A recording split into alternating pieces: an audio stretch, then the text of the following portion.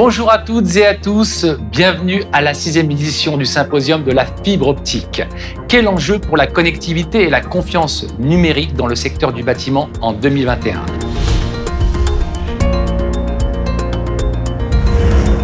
On a une loi qui a été adoptée en 2019, qui a été publiée il y a 2 ans. Aujourd'hui, on attend toujours les décrets d'application. L'activité du territoire se fait par les télécoms aujourd'hui. Aujourd'hui, je pense que ce n'est pas les textes qui manquent. Aujourd'hui, on a des outils que j'estime très performants dans les collectivités locales, ce qui sont les SDL et les SDR.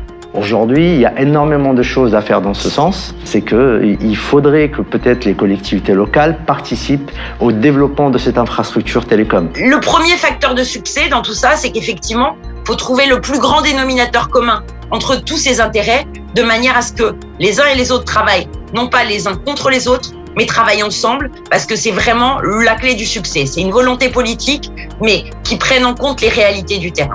Aujourd'hui, si on veut avoir les ambitions de ces déploiements, il nous faut des ressources formées et ces ressources, autant les trouver localement, parce qu'en plus, c'est une source d'emploi local qui est très, très important. Le Maroc est gagné aussi par ce phénomène des partenariats publics-privés qu'on voit comme une alternative de développement rapide des infrastructures et notamment des infrastructures de très haut débit. Qu'est-ce qu'un partenariat public-privé ? C'est une mission globale qui permet d'aller de la conception d'un projet et qui peut aller comprendre aussi son financement, qui peut être total ou partiel. Donc, l'enjeu maintenant, c'est vraiment celui de la publication des décrets et on a de très bonnes indications au niveau de la DEPP pour savoir que c'est plutôt imminent en fait. Donc du coup de mettre très vite un modèle PPP performant sur les rails, comme on dit. Exactement. Les pays qui ont adopté donc un plan national de haut débit, donc ils ont eu une attractivité en termes d'investissement et donc du coup une augmentation au niveau des PIB.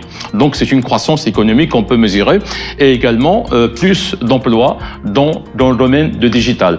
Il faut impliquer la région. Donc aujourd'hui la région c'est une vérité politique. Donc effectivement il faut les inclure. Donc il faut effectivement les encourager dans les déploiements de la fibre, dans le déploiement de haut débit. Ce rapport de la Commission Nouveau, le développement, une des principales recommandations, c'est thématisé d'ailleurs, c'est réduire la fracture numérique. Lorsqu'il y a des infrastructures existantes, pousser un opérateur à utiliser ces infrastructures plutôt que d'instaurer de nouvelles infrastructures. Et ça, c'est important, c'est dans le cadre, c'est l'image de la ville.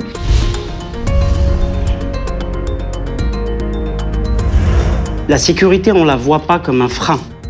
Aujourd'hui, la sécurité, on la voit comme un moteur qui va promouvoir le service, qui va apporter de la valeur au service. Et cette relance économique ne peut se faire qu'avec la confiance numérique. Donc des bâtiments comme celui-ci, à 99% de vide, qui sont exportés en Angleterre et qui sont économiquement viables du moment qu'ils sont exportés de Slimane.